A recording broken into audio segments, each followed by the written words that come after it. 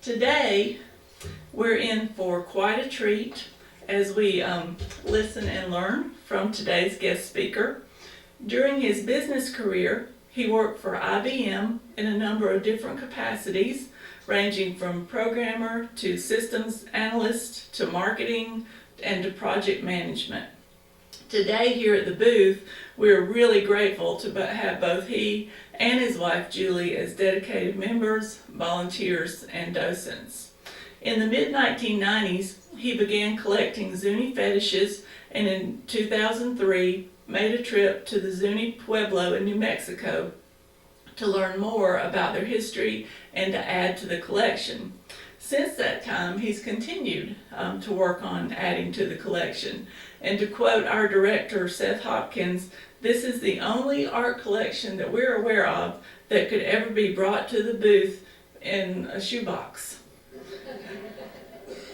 Please join me in welcoming Pete Contrucci as he shares his knowledge of the history of Zuni fetishes.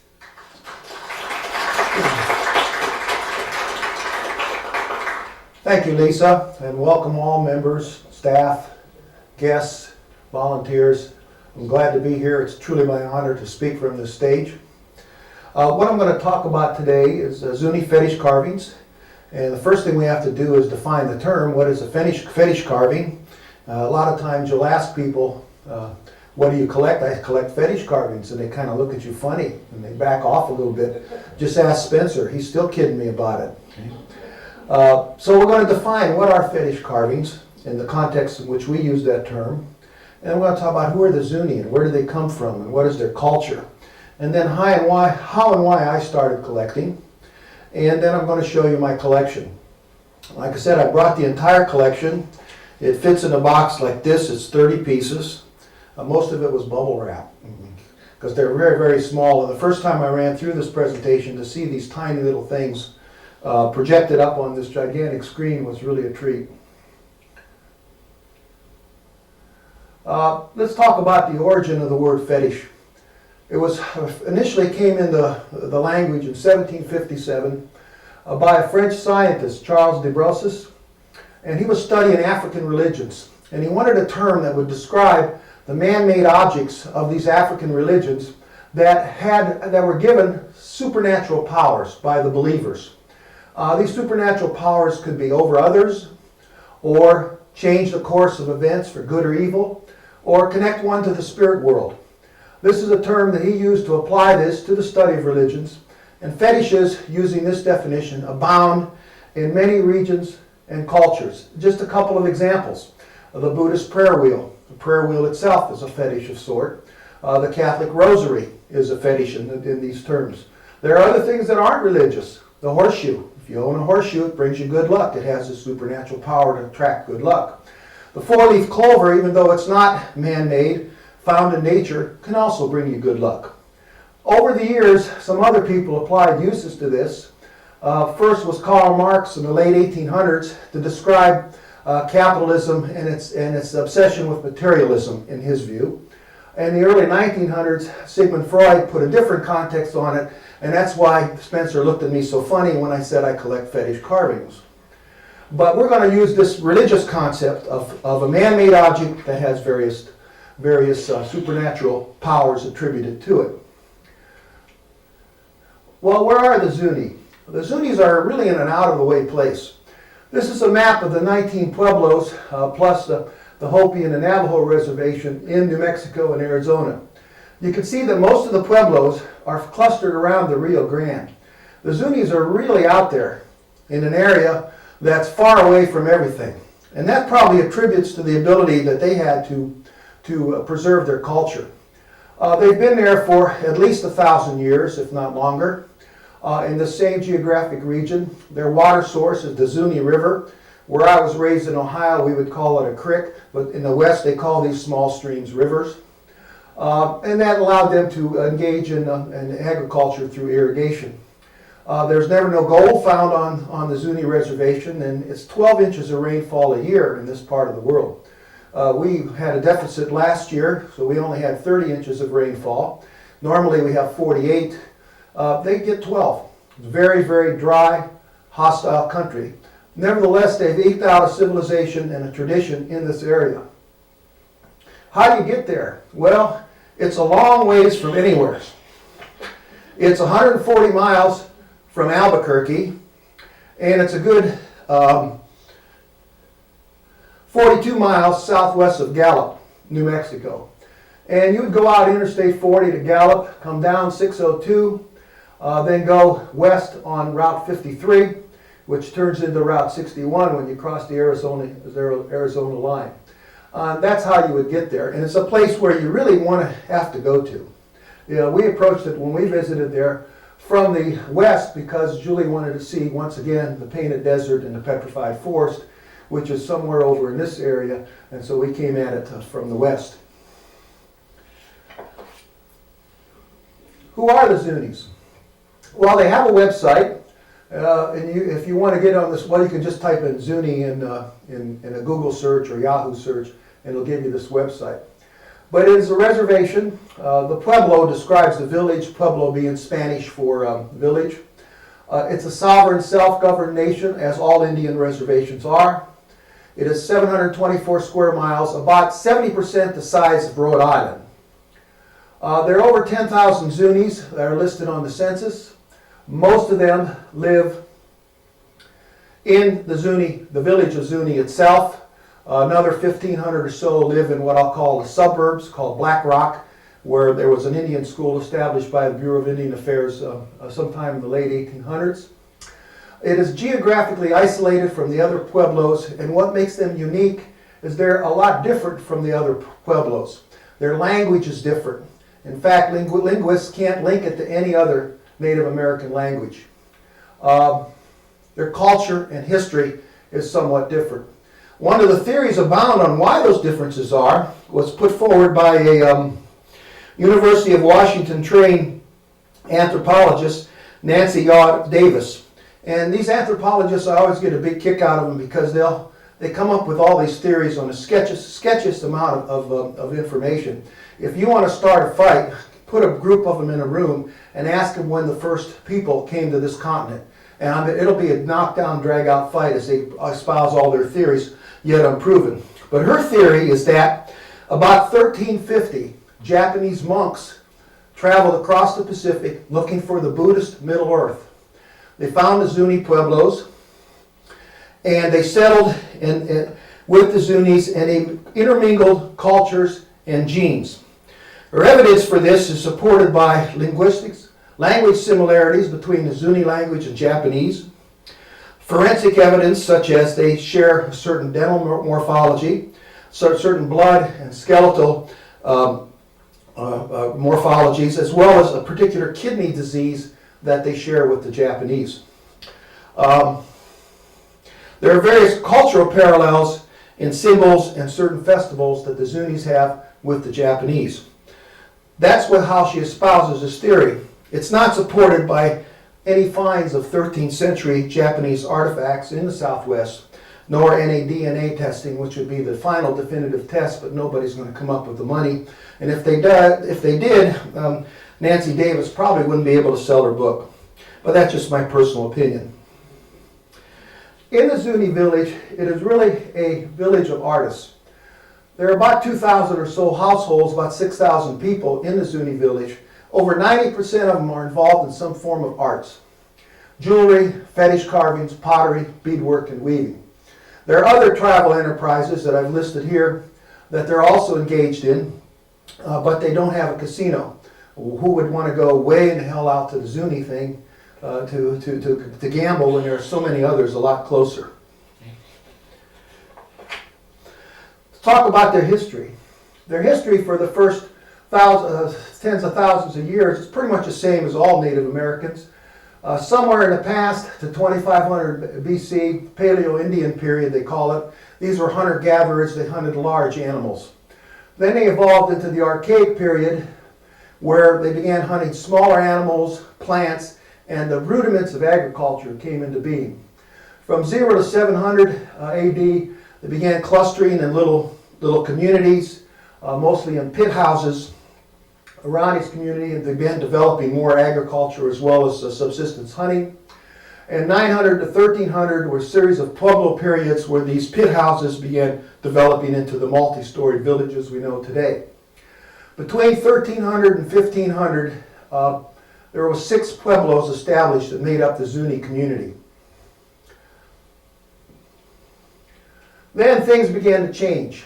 Started changing in 1539 when Friar Marcus de Niza, a Franciscan priest, went north with a party of 300 Indians accompanying Esteban, as well as other priests.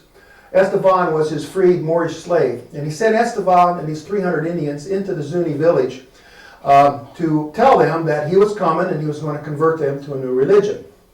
Well, the Zunis weren't too sure they wanted to be converted to a new religion, but then Esteban committed the cardinal sin. He says, in addition to changing your religion, we demand that you provide us with turquoise, silver, gold, and girls. Well, the Zunis thought about that, and after going to meeting in council, they came out and killed him. The 300 Mexican Indians he had with him fled down the trail. They met up with the good priest, and they told him what happened, and he was a little trepidatious about going any further. But he could see these 6 villages out in the distance. So he returns back to Mexico City, where he met with Coronado, who probably commissioned and supported this endeavor. You can just imagine this conversation. Your Excellency, I came back because they killed my Moorish slave and they frightened my Indians, and I didn't think it was prudent to go any further. Coronado says, well, he says, look, I conquered all of Mexico with 150 guys. You can't go and conquer 6 little villages? He says, well, sir, you're a soldier. I'm just a priest. How many villages did you say? Coronado asked him. 6. Could there be 7? Well, I only saw 6, but it was hazy, and there might be 7. 7 villages. They fought very fiercely to protect something. Could it be El Dorado, the 7 cities of gold? That's all Coronado needed. He put together a military exhibition, and in the next year went north to find the Zunis. He found them. He killed 20 of them. Didn't find any gold, and he continued his exploration, which eventually took him to the Grand Canyon, Kansas, Texas, and so forth. It took the Spanish almost another 60 years before they began colonizing New Mexico. But they began colonizing New Mexico in 1598. It was not a happy time for the governor. New Mexico was a poor country.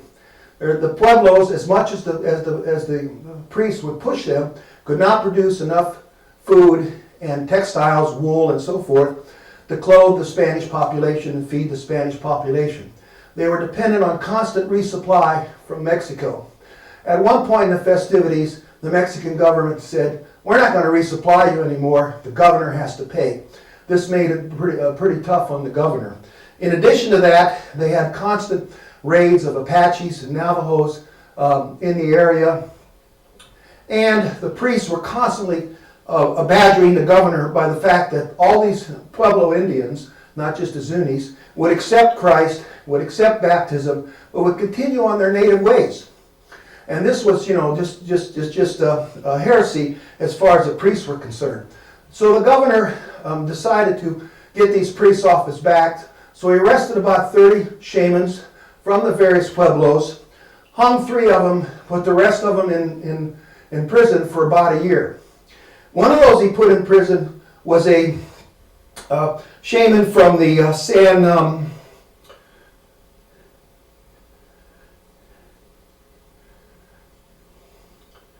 senior moment, I can't find it. But anyways, from one of the pueblos, not the Zuni Pueblo, named Pope, P-O-P-E with an accent mark. And he organized all 31 of the 33 then existing pueblos to revolt. And they all had a coordinated attack led by his pueblo and the Zunis.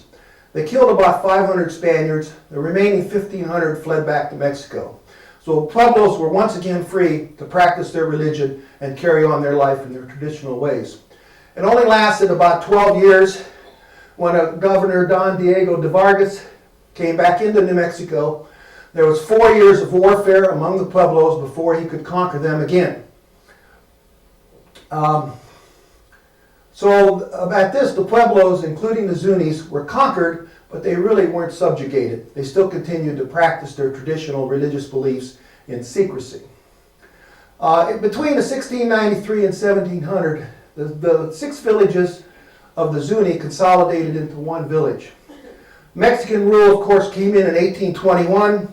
Not much changed, but in the 1830s and the 1840s, the Zunis began to improve their jewelry making and blacksmithing techniques.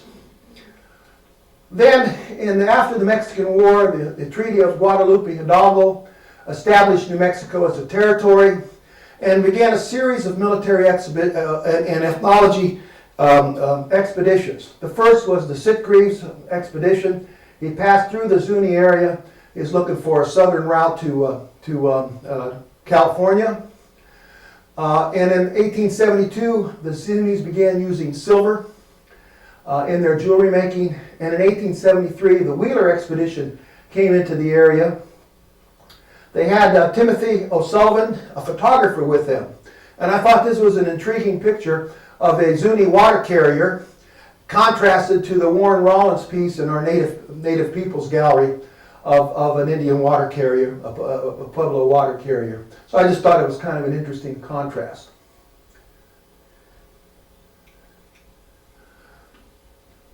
Over the next several years, up until 1879, the Zuni reservation was officially established. And then in 1879, the Stevenson Bureau of Ethnology expedition. The Bureau of Ethnology was a part of the government at that time. Ethnology is what we would call today cultural anthropology. And with them on this expedition was an ethnologist or cultural anthropologist known as Frank H. Cushing. He lived with the Zunis for 5 years. For the first year, he was asking so many questions about their culture and all, they didn't know whether to kill him or adopt him. Well, fortunately for him and for us who want to understand the Zunis, they adopted him. And literally he began living with the tribe. He pioneered that part of anthropology where you immerse yourself in the culture you're studying. He was even inducted into one of the hunting societies of the Zuni. So he was pretty much a full-fledged member of the tribe. But there are certain secrets they did keep from him. One of them was the complete origin story, of which he has only snippets, which I'm going to talk about. This is one of his books that's still being published today on the Zuni fetishes. You have other books on the Zunis. And I want you to contrast what these fetishes look like, a little bit primitive, a little bit not very articulate in terms of how they're carved out, with what I'm going to show you later. The difference being not so much in the spirit of the fetish, but in the invention of power tools like the Dremel power tools and things of that nature. Over the next rest of the 18th century, or the 1800s, continued improvement in the infrastructure, and in 1910, the Zunis began phasing out their multi-storied architecture. This is one of O'Sullivan's photographs of how that Pueblo looked in 1873 with the Zuni River down through here. Statehood occurred in 1912. The Spanish priests left in 1821 with the Mexican Revolution. They came back 100 years later to reopen their mission. During the early part of the 1900s, jewelry and crafts accounted for 65% of the Zuni economy. And then there was continued improvements in the infrastructure of the Zuni area. In the 1970s, of course, the Bureau of Indian Affairs began thinking about maybe these Indians should run their own affairs, and that kind of led to a renaissance of Native Americans in this country, and the Zunis adopted their constitution in 1970. Since then, they have continued to fight to reacquire some of the lands that had been taken from them. As you can see here, the Heavens lands in 1984 were returned by Congress. This was a patch of ground in Arizona that they found were very sacred. And it continues to this day. As recently as 2003, they were in court trying to block a nearby coal mine that would pollute their water supply. So they continue to fight and preserve their heritage and culture. Here's an example of what the village looked like in 1873 from O'Sullivan's pictures. Here's what it looked like in 1999, pretty much from the same spot. You can see how the multi-story architecture has been phased out. As you drive down Route 53, you will see through the main street of the Zuni village, trading post after trading post after trading post. And you can go in there and trade all kinds of Zuni's arts and crafts. In fact, while you're driving down this area, it's not unusual to see a van or a big car parked in a parking lot and a bunch of Zunis lined up waiting to trade with some trader who came in from Gallup or Albuquerque or whatever to trade for their goods. Now let's talk about where did the Zunis think they came from and where did the fetishes come from. This creation myth was overheard, parts of it were overheard by Frank Cushy, and this is the way he described it. The Zunis became aware of their existence on the 4th level under the surface of the earth, deep underground. It was dark, but they were happy until they reproduced to the point it became extremely overcrowded. With the overcrowding, their wise men prayed to the sun god to help them. We're just being crowded out in this little dank space 4 levels down in the earth. So he sent them these courageous twins who had magical powers and magical weapons. And these twins listened to the complaints and used their magical weapons to dig a hole out of the roof of this cavern and build a ladder and led the Zunis to the 3rd level.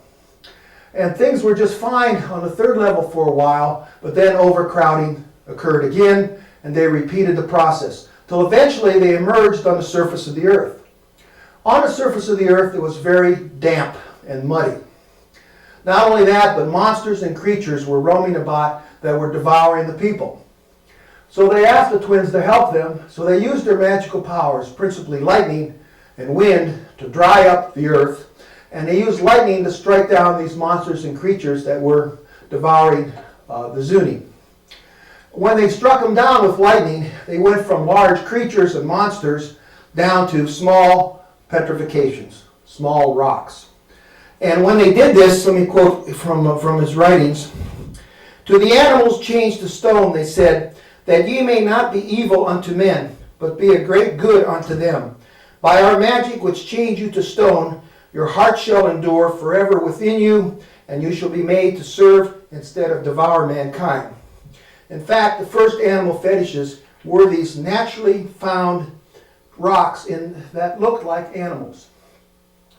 This is further enhanced by the Zuni's concept of their theology. The center of their theology is mankind. He represents the perfection of nature, but he's also the very weakest.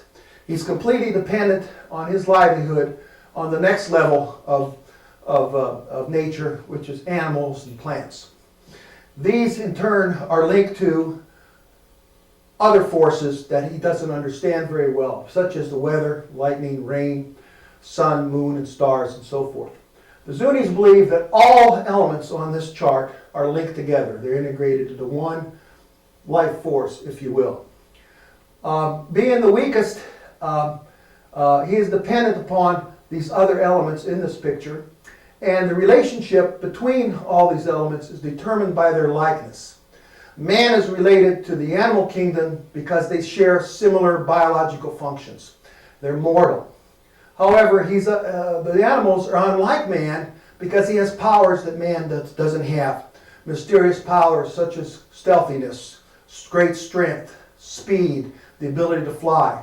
Therefore, that links the animals with the higher powers, such as the sun, the moon, weather patterns, and so forth. So the relationship of these things are determined by their likeness. As an example, the snake, which is a sacred symbol in the Zuni religion, is related to lightning because it can look like lightning.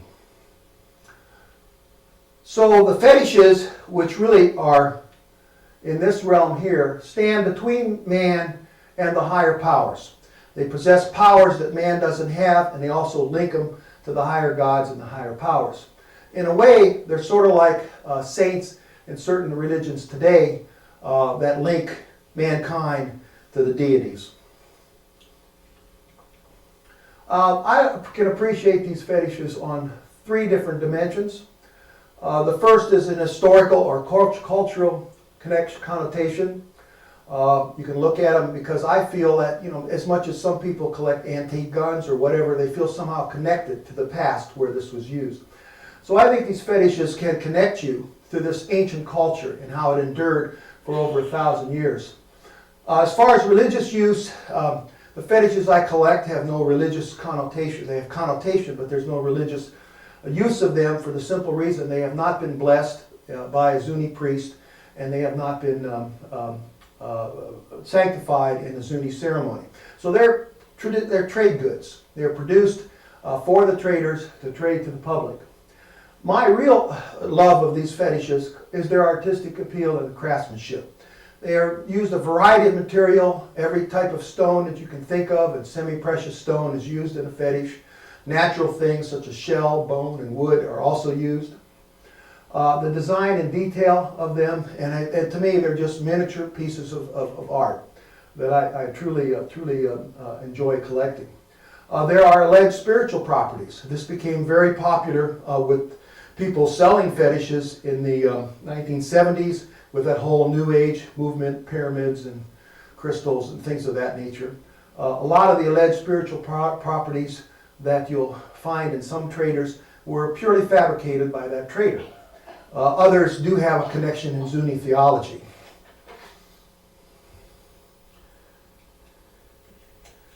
If you're interested in the spiritual aspects of it, this is a very interesting book I found at the Cobb County Library. The spiritual aspects don't appeal to me, but they may appeal to others, and I'm not going to judge. But by Hal Zena Bennett, who was kind of a New Age author, he wrote a whole book on the fetishes and how you can get in touch with how to develop an emotional or spiritual relationship to the fetish, how the Zuni spiritual beliefs and fetishes roll in their religion, and how to consult your fetish and use fetish readings. This is not for me, but if it's for you, you might want to look at this book. Now, how did I get started? Well, I got started by shopping for a Christmas gift for my wife, probably in the early 90s, when Underground, I don't even know if it's still there. But I found this push cart or kiosk at the Underground that was selling Zuni jewelry. And I'd never seen it before, and I was really taken with it because it's a lot of inlaid stone with silver work. So the first piece of Zuni anything that I bought was this here for the lovely Julie, as I call her. And this is another piece I bought later, which I asked her to wear today, so you can take a look at that a little bit later. But that's how I got started, so at least that put Zuni on the brain.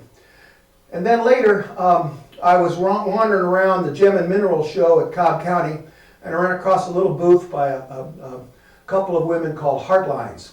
And it was a jewelry store in Buckhead, really an out-of-the-way place in Buckhead off of, I think, at that point, East Paces Ferry, behind kind of an office complex. And I got on their mailing list. And lo and behold, they sent me on their mailing list an announcement that Dr. Finkelstein, a Zuni fetish collector and trader, would be visiting their store. And it appears that Dr. Finkelstein has a connection to Atlanta. I think his son or daughter lives here. And he would come there twice a year. I think he lives in Gallup, New Mexico. And he wrote this book. It's the one on the far left on this table called Zuni Fetish Carvings. So I went down to see him, and I thought his carvings were just exquisite. And I bought the book, and I bought a couple of fetishes from him from that time on, and that sort of started me up. What I like about this type of collecting is you can spend as little or as much money as you want. Most of my fetishes are well under $100, some of them under $50. The most expensive piece that I've purchased is $150, and that's personally a constraint that I put on myself. We have a fellow, David Lee, in the audience today that has brought some antique pieces with him, and I invited him to come up and put them on the table afterwards. The amount of money you can spend on a fetish can go from the 2 figures to the 4 figures, maybe higher, depending upon who carved it, how old it is, what material is being used, and its size. Just like paintings, the larger the size, the more you pay. Mine in terms of amount of money I spent on it is fairly modest. Not only that, but they don't take up much room. Every time I wish to buy a painting, I hear from the lovely Julie, where are we going to hang this? We have no wall space. Well, it doesn't work like that, because I can always find wall space someplace. And one of the things I discovered on one of the characters we met, Snuff Garrett, on the recent booth trip to Arizona, was that the ceiling is unutilized. He hangs a lot of stuff up on his ceiling. So there's more room than I ever thought that I could put stuff nowadays. Okay. Now the types of fetishes you can collect can be categorized in 7 dimensions. The first is directional and hunting fetishes. They are usually characterized by a couple of additions. Something called a medicine bundle. This is typically stone arrowheads wrapped around the fetish with sinew. They're thought to enhance the power of the fetish.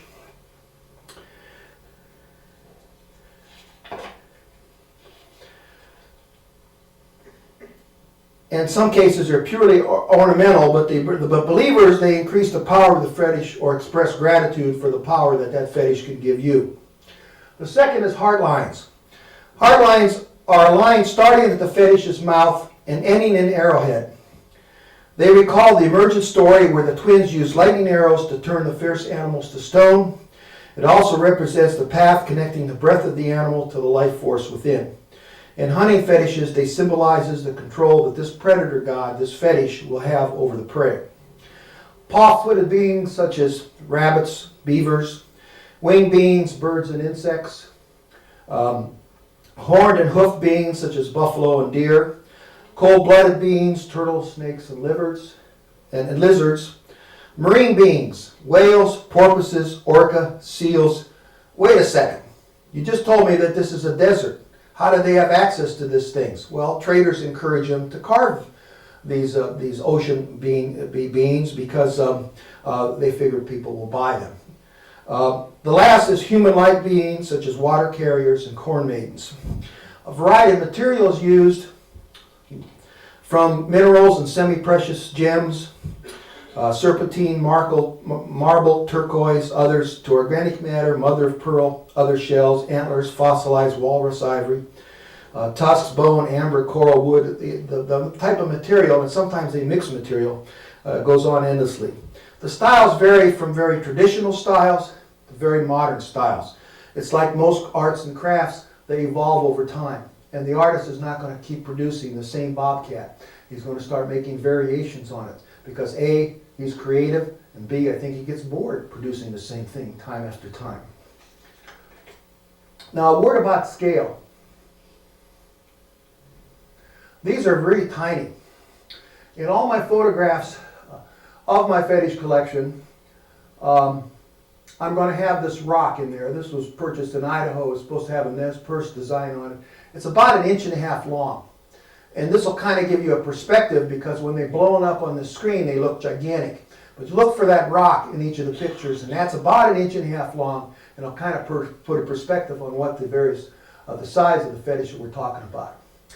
First thing I want to talk about is the directional fetishes. The Zuni world consists of 6 directions, and each direction has a guardian spirit. Above is the multicolored eagle. And the color is very key. That's how you separate the directional fetishes from the hunting fetishes, because most of the directional fetishes can also be used as hunting fetishes. In the south, under the ground is the black mole. The north, the guardian of the north is the most powerful spirit, and that's the mountain lion, the yellow mountain lion. The south is guarded by the red badger, the east by the white wolf, and the west by the blue bear. Power starts with the mountain lion and goes around this way. Mountain lion to bear, badger, wolf, eagle, and then mole. Now, when you get to hunting fetishes, they're the same set, except I'll add some more, like the bobcat, the coyote, fox, and other predators.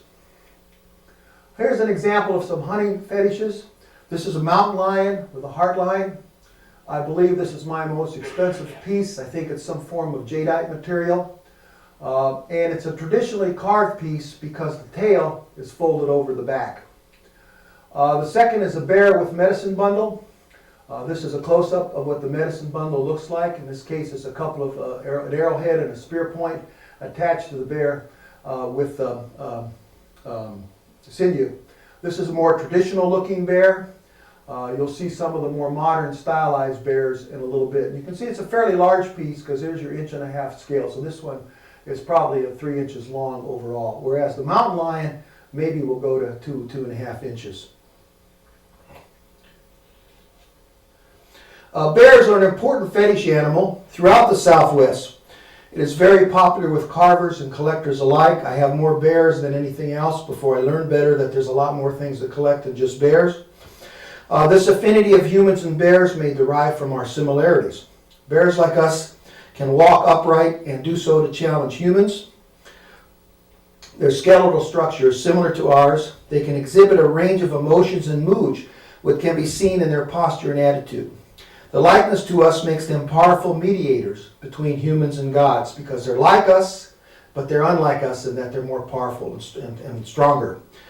Their principal role is as protector and healers. In Pueblo societies, being initiated into the bear clan is similar to joining the American Medical Association. Even outside the Pueblo, bears still today may comfort your children or grandchildren or maybe yourself. We call them teddy bears because they mediate between that child and the mysterious forces in the dark. Here are some more bears. What's unique about this one is this is not Zuni.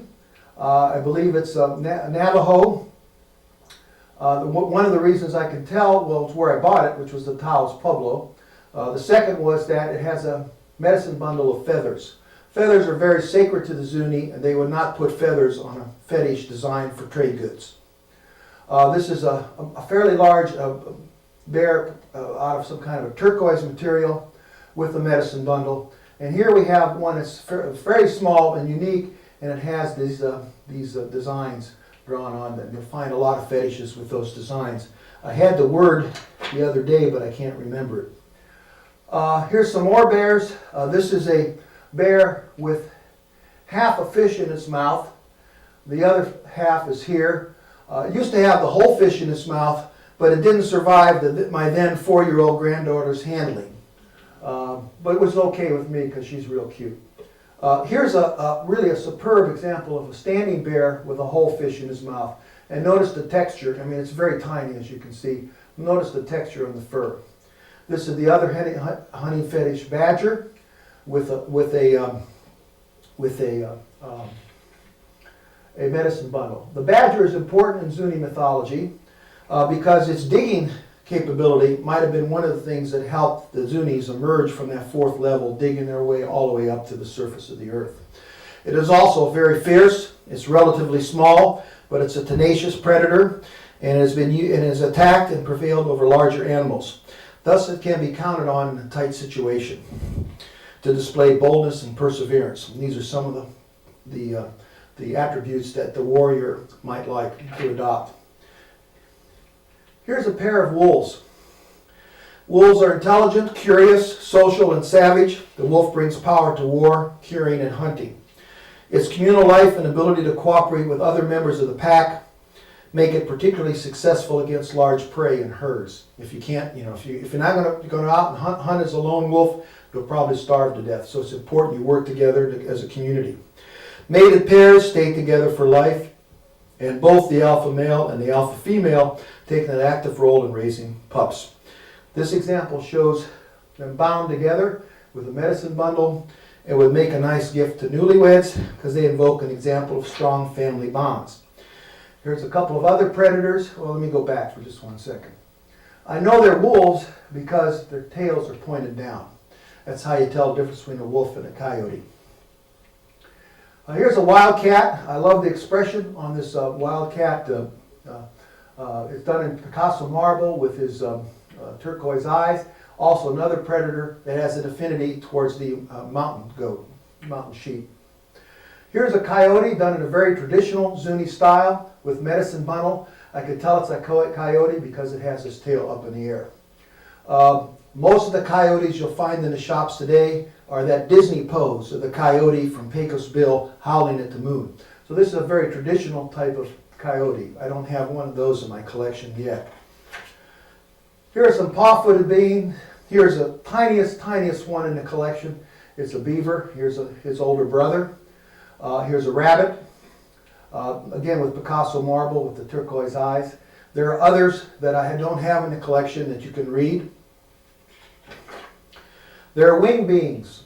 I have this gorgeously carved, I believe it's bone eagle, which of course is one of the predator gods, usually on smaller game. And here we have a hummingbird. A hummingbird is quite, has an exalted history for such a small and fragile creature in the Southwest and in the Zuni area. Its iridescent colors recall the rainbow, hence its feathers are valued by Zuni priests for use in rain ceremony. Its speed and stamina make it a logical choice for carrying messages to rain spirits in the clouds. The rain link is further strengthened by its preference for tubular blossoms of the tobacco plant, the leaves of which are used for cloud-inducing smoke puffed in all directions during rain ceremonies. Among the insects that I have is this dragonfly. This is a water sign because dragonflies are always by water. And the butterfly. The butterfly has various roles in the various Southwest tribe. Other pueblos actually see the butterfly as very valuable in the art of war. The Zunis, on the other hand, look at it as its heralds, as its colors heralding the colors of summer. This one happens to be made out of shell with some inlaid semi-precious gems on it. Here are some horned and hoofed beings. The buffalo, this tiny little buffalo. Some of these I think I bought here at the Booth Museum. In fact, there's one fetish left in the Booth case. It's a frog. I've been looking at it for a year. Maybe one of you will go out and buy it so I can stop looking at it. Okay. I don't currently have a frog, but this one, for some reason, doesn't appeal to me, but it might appeal to you because all art is subjective. The Zunis, the buffalo wasn't native to the Zuni area, but they did encounter it when they went north to trade and to hunt. And it kind of has a link to the very fierce weather patterns, such as hail, wind, and snow, probably because of when they stampeded, they were a very dangerous force, and they threw up all kinds of clouds of dust. The mountain sheep with its medicine bundle is associated with domestic and wild sheep. It is a figure of virility and it's charged with increasing the size of the herd. As a talisman, it's to protect domestic flocks or herds from disease, predators, and accidents. These fetishes are particularly valuable to the Navajo, who of course run large herds of sheep, and some mountain sheep fetishes are made by the Navajo. Others are purchased from the Zunis. This delightful horse I acquired here at the museum. What I like about it is it's not a traditional horse. It's a very modern style of a horse with its little, I think it's onyx eyes and its turquoise hooves, done in a late Allen Hauser style, very round type of horse, not a traditional style of horse. Powerful allies the horses are. The Navajo and Apache tribes traded with the Zuni for horse fetishes because they had a very predominant horse culture. The pig with its turquoise eyes was purely bought because I like pigs. It has no mythological reference in Zuni mythology. Here's some cold-blooded beings. A turtle with inlaid dragonfly on top of it. This lizard. The turtle, of course, usually symbolizes in Pueblo society longevity and fertility and longevity. The lizards are used as decoration a lot on clay pots and baskets and things of that nature. They have no mythological reference. One of them is the snake that has a great mythological reference because it resembles lightning. I did acquire a snake on the the trip, the Arizona trip with the Booth Museum in Tubac, since I didn't have one in the collection. Marine beans, we already talked about those, but I don't have any of those. Here are some human-like beings. Here is a corn maiden. This one I did purchase at the Booth Museum. It's meant to be hung. I have it hanging over my desk. And what's delightful about it is one side is white and one side is dark. That's either night and day or blue corn and white corn. I'm not sure which. Here's a more traditional corn maiden with a tablita with the corn and of course dragonflies, which are the water symbols.